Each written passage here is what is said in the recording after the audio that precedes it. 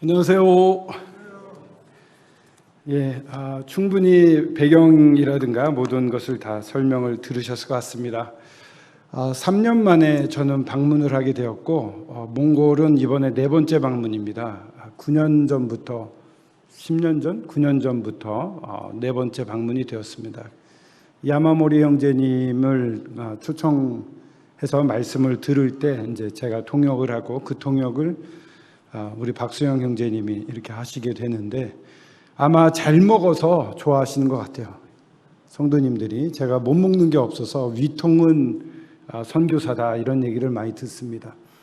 제가 너무 현지의 양고기, 염소고기 이런 걸 잘 먹으니까 그 박수영 형제님하고 엄효숙 자매님도 저 보면서 드시게 되더라고요. 그러니까 제가 그런 면에서도 선구적으로 음식을 먹으며 성도들의 마음을 더 이해하는, 그러니까 따로 밥을 먹지 않고 늘 어울려서 함께 먹고 그 자리 그들과 함께 있는 것이 굉장히 좋았던 것 같습니다. 특별히 야마모리 형제님의 말씀이 영향을 많이 줬습니다. 처음에 갔을 때는 정말 그 청년 중에 이렇게 맴도는 청년들 있잖아요. 이렇게 열심도 없고 관심도 크게 없고 구원은 받았는데 눈은 죽어 있는 그런 청년들이 있었는데 지금은 그런 청년들이 애아버지가 되어서 초이발산이라는 지역에 개척을 나가려고 하는데 거기에 저희 가정이 나가서 섬기겠다고 손을 드는 그런 아름다운 일들이 일어나서 너무나 행복하다고 그럴까요? 주님이 참 놀랍게 성장시키시는구나 이런 걸 보고 왔습니다. 작년에는 코로나 때문에 연합 집회 때 이렇게 침례를 받는데 1명 정도밖에 받지 못했습니다. 근데 이번에는 11명이 받게 되어서 예전보다 많이 받게 되었습니다. 그 코로나 때문에 이 지역에서도 활동이 어렵고 줌으로 하기 때문에 실질적인 교제가 없고 침체되는 것은 다 동일한 것 같습니다. 그런 가운데 어떤 참 신실해 보였던 자매님인데 불신 구도자랑 관계를 갖고 임신을 해버리는 일이 있었습니다.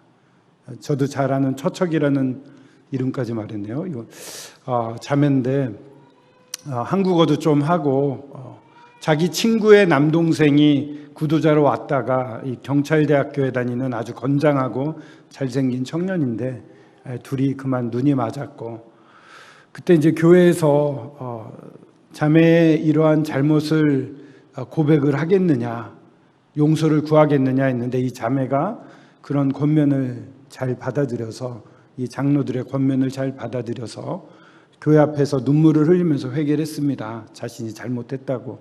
근데 이미 임신했고 그런 상황에서 헤어지게 할 수 없기 때문에 결혼으로 인도는 해야 되기 때문에 이 남편 된 그 구도자가 주님을 믿을 때 이제 회복이 될 수 있겠죠. 그런 상황에 다녔는데 그래도 이 남편이 열심히 나오긴 하는데 복음을 들어도 이렇게 깨닫지를 못하는 거예요. 그냥 겉돌기만 하고. 근데 참 그 박수영 형제님이 성격이 아주 불같은 형제님입니다. 이 몽골 사람들보다 말을 더 잘 타요.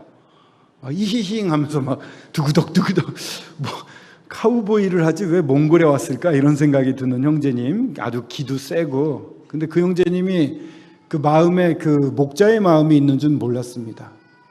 그 같이 일하던 일꾼들과 사이가 안 좋아지고 굉장히 나빠질 수 있었는데 이 형제님이 정말 주님 앞에 맡기고 그 형제님과 화해를 하고 매주 집에 초청해서 맛있는 거 먹으면서 교제하면서 이 정말 일꾼들의 마음이 하나로 뭉쳐지는 일이 있었습니다. 주님은 화목한 걸 너무나 좋아하신다는 것을 배울 수가 있었고 그런 일이 있은 다음에 이 경찰대 다니던 구도자 청년이 놀랍게 죄를 깨닫고 회개를 하고 영접을 했습니다. 그리고 그 자매의 친척이 또 구원을 받고 또 이 구도자 남편의 누나, 그러니까 이 자매의 친구죠. 그분도 이번 봄에 구원을 받은 것입니다. 그러니까 주님이요, 저희들이 잘못은 할 수 있습니다. 잘못을 하고 죄를 지을 수 있어요. 연약하니까. 근데 죄를 졌을 때 좀 하나님 앞에 나와서 엎드려 두려워하고 회개하고 정말 주님의 긍휼하심에 자신을 맡기는가가 참 중요하다는 걸 배웠습니다. 그 자매님의 그러한 태도로 이 놀랍게 3명이 구원을 받고 이번에 여름에 함께 침례를 받는 모습을 볼 수가 있었습니다. 이런 모습을 보면서 또 야마모리 형제님의 말씀을 들으면서 제가 배웠던 굉장히 중요한 것 중에 하나가 저희들은 선악과를 따먹기를 좋아한다는 것입니다. 옳고 그름으로 어떠한 사건을 분별하고 행동을 취하려고 합니다. 이게 잘못됐으니까 이렇게 해야 돼. 이거 너무 쉽게 계산이 나오기도 합니다. 그러나 진정한 그리스도인이라면 선악과의 나무가 아니라 생명나무를 따먹어야 된다는 것입니다. 이 상황에서 옳고 그름은 압니다. 뭐 질책을 하고 책망도 할 수 있는 상황입니다. 그러나 그게 아니라 정말 이 상황에 하나님이 원하시는 것이 무엇인가? 이 사람을 살리고 우리를 살릴 수 있는 방법이 무엇인가? 명확한 죄를 졌을 때 당연히 그러한 절차는 밟아야 되겠습니다만 개인적인 관계에서 사람들을, 성도들을 대할 때 옳고 그름으로 저희들이 대하지 않습니까? 당연한 거지 이래도 이렇게 되는 게 많습니다. 그게 아니라 주님은 그런 가운데서도 이 사람을 살리고 또 우리가 살 수 있는 길이 무엇인가, 영원한 생명을 맛볼 수 있게 나아가는 길이 무엇인가를 가르쳐 주셔서 그런 것을 배울 수가 있었습니다. 도중에 강에 놀러 갔다가 큰 사고가 날 뻔했습니다. 정말 속수무책으로 할 수 있는 게 없더라고요. 소리만 질러야 됐는데 그때 놀랍게도 구조대가 나타나서 또 구조를 해주는 그 자리에 있을 수 없었던 그런 구조대가 그 시간대에 재빠르게 구조해주는 모습을 보면서 주권은 주님께 있다. 아무것도 못해요. 위급한 상황이 되면 할 수 있는 게 아무것도 없습니다. 그러면서 제가 생각했던 거는 나의 나된 것은 다 주님의 은혜다라는 것입니다. 여러분 지금 이 자리에 있잖아요. 여기 와 있잖아요. 좀 열심을 내서 오셨잖아요. 내가 잘한 것 같잖아요. 근데 이게 다 은혜라는 겁니다. 주님의 은혜가 없으면 저희가 이 자리에 존재할 수가 없는 것입니다. 그래서 그 사고가 날 뻔했던 그런 형제들 이렇게 지체를 볼 때마다 부활의 신앙이라고 그럴까요? 주님이 살리시는 분이구나. 정말 선하신 분이구나. 은혜를 베풀어 주시는 분이구나. 그래서요, 제가 오랫동안 고민했던 나는 이만큼 하는데 왜 안 되지라는 부분이 싹 사라진 것 같습니다. 이 자리에 여러분들 앞에 이렇게 서 있는 것만으로도 넘치는 은혜이고, 지금 제가 할 수 있는 한 가지 이 동작 하나, 눈 깜빡거리는 거, 이것도 다 주님의 은혜입니다. 첫날 이제 캠프장에 갔어요. 캠프장에 씻는 데가 아주 열악합니다. 초등학교 운동장에 예전에 보면 이렇게 시멘트로 만든 세면대 있죠. 그런 게 하나 딱 있습니다.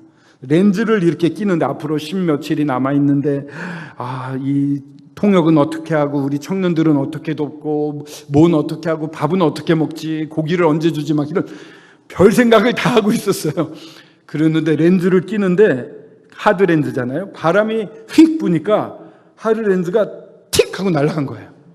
이런 적이 없거든요. 바람 때문에 렌즈가 날아간 적이 없는데 바깥이니까 몽골이니까 야 옆을 봤더니 풀밭이에요. 풀밭. 여기서 어떻게 찾지? 이거 없으면은 열흘 동안 얼마나 불편할까? 찾아야 돼. 주님 도와주세요. 제가 너무 많은 생각을 하고 살아요. 단순하게 살겠습니다. 주님이 원하시는 것만 생각할게요. 도와주세요. 근데 주현희 자매님이 내려왔어요. 씻으러. 그래서 우리 형제들 좀 불러주세요. 헌이랑 종원이가 왔습니다. 야 렌즈 잊어버렸으니까 좀 찾아줘.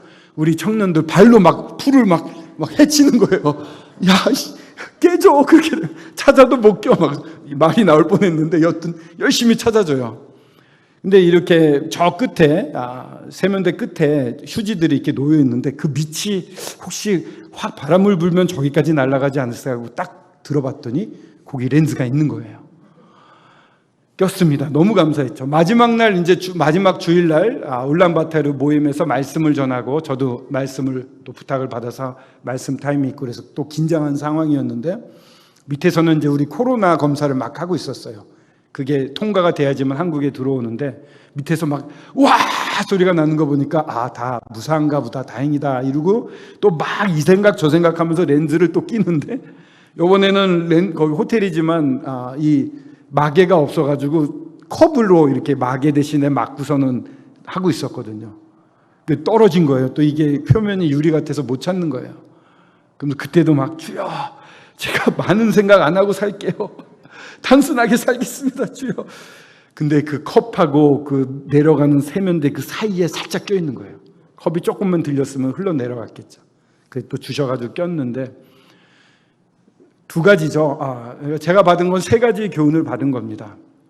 생명나무로 살자. 옳고 그름이 아니다. 이 상태에서 비판할 수 있고 내가 옳다는 거 사람들한테 인정받을 수 있지만 이게 우리를 살리는 일이 아니라면 무슨 소용이 있겠는가.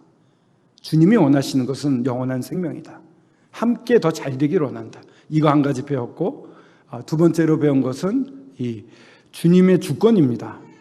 주님이 해주시지 않으면 할 수 있는 게 없어요. 그 사고가 난 상태에서 할 수 있는 게 아무것도 없습니다. 제가 그 물에 뛰어들면 저가 죽었겠죠. 근데 마침 또 이제 기부스를 하고 있어가지고 뛰어들지도 못했는데 오히려 다행이었죠. 그런 가운데 하나님밖에 하실 수 있는 분이 없더라고요. 그러니까 모든 게 다 주님의 뜻에 달려 있어요. 어떤 일이든 눈앞에 일어나는 모든 일이 주님이 허락하신 일이 일어나는 거고, 이 가운데는 선하시고 은혜로우시고 긍휼하신 주님이 함께하고 계시다는 사실입니다. 그러니까 걱정할 것이 없습니다. 그리고 세 번째는 너무 많은 생각하고 살지 말자. 주님 기뻐하시는 것만 이 순간에 하자. 그 세 가지를 배웠습니다. 같이 갔던 청년들이 얼마나 도움이 됐는지 모르겠어요. 제가 섬길 생각하고 왔는데 얼마나 많은 섬김을 받았는지. 특별히 현지 음식들이 내장 같은 걸, 염소를 그 자리에 잡아서 삶아서 내장은 먼저 먹고 살은 또 이렇게 쪄서 이렇게 삶아서 먹습니다. 너무 맛있어요. 그날 아침까지 풀을 뜯었던 완전 자연식을 먹고 자란 공해라는 것을 모르는 청천연 음식입니다. 스트레스라면 그날 조금 갇혀 있다가 잡힐 때만 스트레스 받았겠죠. 그 외에는 스트레스가 없는 건데, 근데 냄새가 나요. 내장을 닦지만 얼마나 잘 닦겠습니까? 이러한 쿠쿠한 냄새 나는데 우리 청년들 막 와 너무 맛있어 이러더니 제가 먹을 게 없어요. 막 이 간을 이렇게 지방에 싸서 먹는 게 너무 맛있거든요. 근데 이 간을 지방에 싸서 먹는 게 저 혼자 갔을 때는 자주 돌아왔는데 여러 명이 가니까 한 번밖에 못 먹겠는 거예요. 근데 너무나 잘 먹고요.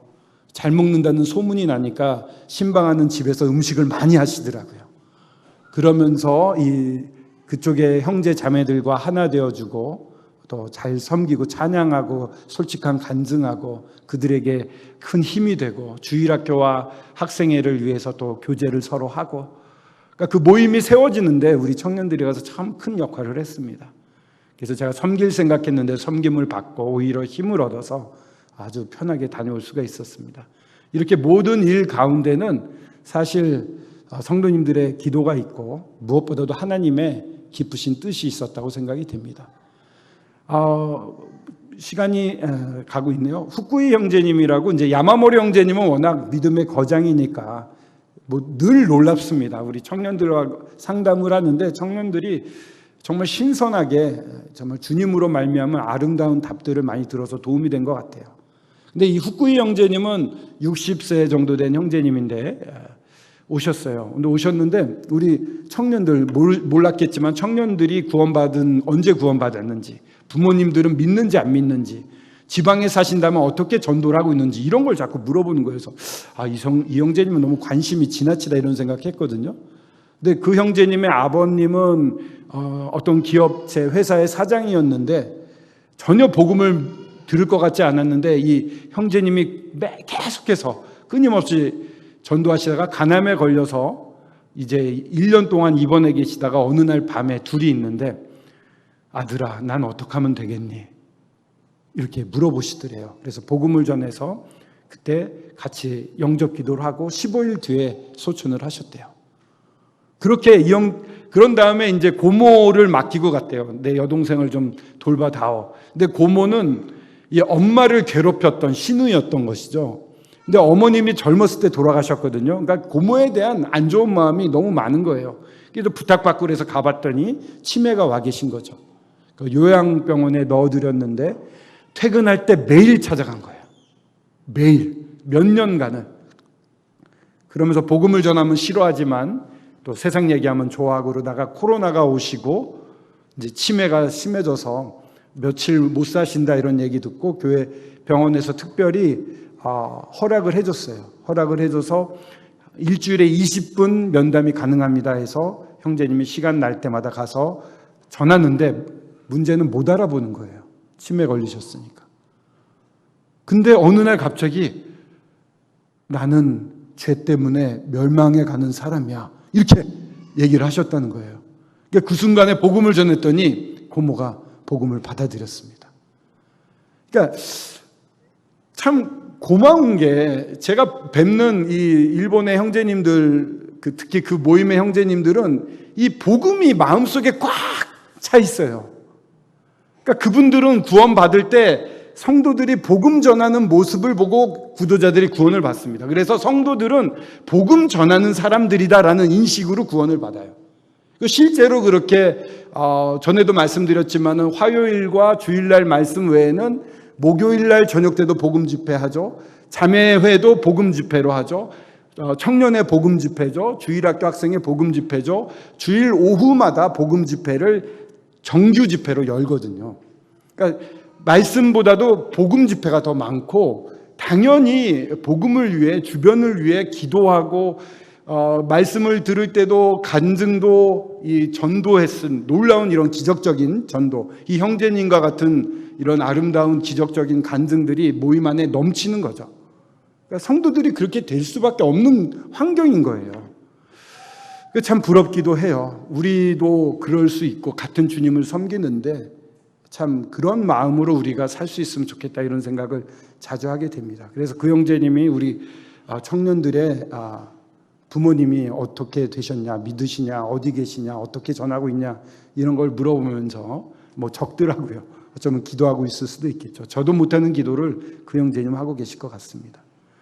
그 형제님을 보면서 또 이 몽골의 형제 자매님들을 보면서 초이발산이라고 하는 700km가 떨어진 국경 지역의 전도를 위해 기도하고 거의 3명 정도 그 지역에 사는 분이 구원을 받았대요.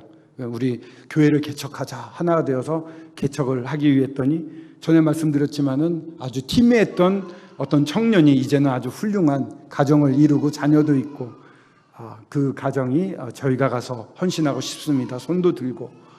그래서 보고에 있었을지 모르지만 8월 초에 그 지역에서 2박 3일의 전도 집회가 있었는데 30명의 구도자가 왔다는 것입니다. 노방전도도 했는데 30명이 와서 캠프에서 복음을 들었대요. 다음에 아마 2, 3년 뒤에 가면 그 박소영 형제님 그러시더라고요. 다음에는 우리 초이발산 700km 갑시다. 좋은 거죠. 거기 모임이 생겼으리라 믿습니다. 그리고 또 우리 강가 형제님이라고 아시는 분들도 있을 텐데 그 형제님이 울란바타르 안에서 서부 쪽에 자기의 재산을 헌신해서 예배당을 사고 이제 9월 11일 날 개척을 하게 됩니다. 집회를 열게 됩니다. 모임이 시작되는 거죠. 주님을 위해 이 놀라운 주신 은혜를 전하기 위해 사는 분들을 보고 왔습니다. 저도 그렇게 살고 싶고 우리 모두가 그와 같은 삶을 살 수 있었으면 좋겠습니다.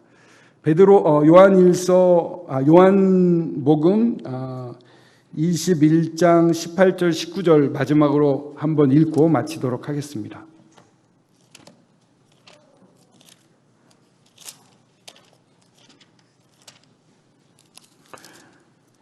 베드로가요, 제가 거기서 전했던 말씀은 주님이 베드로와 몸이 이렇게 접촉된 적이 한 5번 있는 것 같아요. 물에 빠져 들어갈 때 잡아주시는 거, 예수님 그러지 마세요 하고 예수님 나무랄 때, 그리고 예수님이 변화산상에서 내 사랑하는 아들이여 내 기뻐하는 자라고 하나님이 예수님을 딱 이 사람 얘기만 들어라 이렇게 정해 줬을 때 죽은 듯 엎드려졌을 때 예수님이 와서 이렇게 만지시면서 일어나라고, 두려워하지 말라고 하시거든요. 4번째. 그리고 3번째죠. 그 다음에 발을 씻기신 예수님 4번째. 그리고 마지막에 이 장면인데 18, 19절 보시면은 내가 진실로 진실로 내게 이르노니 내가 젊어서는 스스로 띠띠우고 원하는 곳으로 다녔거니와 늙어서는 내 팔을 벌리리니 남이 내게 띠띠우고 원하지 아니하는 곳으로 데려가리라. 베드로가 자기 하고 싶은 대로 살았지만 이제 믿음의 사람이 된 이후에는 사람들이 끌고 다니는 사람이 되었습니다. 자기 주장을 안 하는 사람이 되었습니다. 주어진 환경이 다 주님이 주신 것이라고 믿고 그 가운데 주님이 원하시는 일을 하며 살았습니다. 이게 어쩌면 그리스도인으로서 최고의 경지라면 이상하지만 삶이 아닐까 싶습니다. 아까 말씀드린 것처럼 생명을 위해 사는 삶, 그리고 정말 주권자 되신 주님께 온전히 맡겨지는 삶, 그렇게 사는 삶, 그 가운데 주님이 전도하고 싶어 하실 때 전도하는 삶. 베드로가 끝까지 다니면서 복음을 전하고 다니지 않았습니까? 이 마지막에 띠를 띄우시는 것은 저는 그 주님의 손이 베드로를 허리를 이렇게 감싸고 같이 걸어가자라고 말씀하신 것처럼 느껴졌습니다. 저희도 주님이 같이 가자고 이끌어 가실 때 나는 말이에요, 내 생각은 말이에요 이러지 말고 네, 주님 기뻐하시는 일 행해야죠. 무엇을 할까요? 라고 말하며 순종하는 저희들이 될 수 있으면 좋겠습니다. 감사합니다. 기도하겠습니다. 아버지 감사합니다. 저희들 참 생명을 주셔서 주님의 일부가 되게 하셨습니다. 하나 되게 하셨습니다. 머리 대신 주님의 몸이 되어서 저희들 참 주님 기뻐하시는 대로 살아갈 수 있게 되었습니다. 그런 삶 가운데 주님이 길을 여셔서 몽골에도 다녀오게 하시고 그곳에 저희와 똑같이 생명을 얻어 주님을 섬기며 기쁘게 살아가는 무리들과 교제를 할 수 있었습니다. 아버지, 몽골에서든 일본에서든 독일에서든 한국에서든 주님의 뜻이 이루어지고 주님이 기뻐 쓰시는 종들로 이 베드로처럼 띠띠우고 다니는 자처럼 저희들 한 명 한 명 주님께 순종하며 기쁨 가운데 살게 하여 주시옵소서. 서울 북부교회 마지막 때 그와 같은 교회 되게 하여 주시옵소서. 한 명 한 명을 다루시는 주님께서 한 분 한 분에게 말씀하여 주시옵소서. 주님의 손에 의탁을 드려오며 주 예수 그리스도의 이름으로 기도드렸습니다. 아멘. 감사합니다.